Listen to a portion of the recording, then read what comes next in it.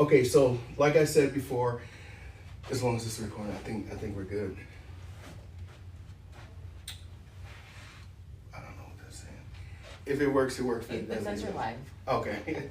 All right. So as I said, the very first thing you want to make sure is that the scene is safe. Okay. Then you're going to check for response by tapping this person. If they don't respond, then you're going to tell someone to call 911, get an AED.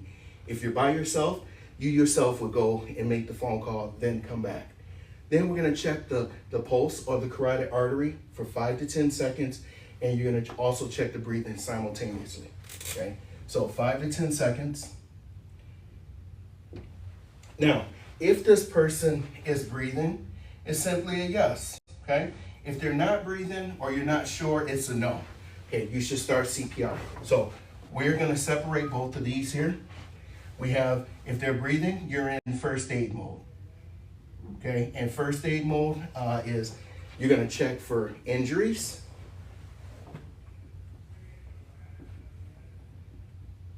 I always put a question mark here because you're the one that's going to determine, is this person breathing? Are they injured? You're glancing the body. Someone might say, oh, yeah, this is my friend. This is my cousin. They have allergies. They have asthma. They have seizures, and that's why they're unconscious. That's fine to take that information, but you always have to check every 2 minutes to verify that this person is still breathing and they still have a pulse. We've had people say, oh, this person has seizures and they'll wake up after 5 minutes. They never wake up. Guess why? Because they overdose.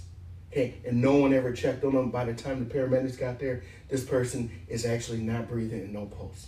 Okay, that's not okay in any situation, but it's really not okay if you're a healthcare provider, if you work at a facility and you don't go and check on this person. So after you check for injuries, you're checking for medical identification, or you're gonna communicate to those that are around you, okay? And then we're going to monitor this person, simply meaning every 2 minutes, you're gonna keep checking to make sure this person is responsive, okay?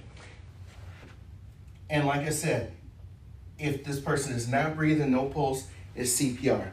You guys remember back in the day when we used to, I'm talking in the early 90s and 80s, probably getting too far back, okay. But back then, they used to call this ABCs. It used to be called airway, breathing, and circulation. So we would tell someone to call 911, and then we would actually tilt the head, look, listen, and feel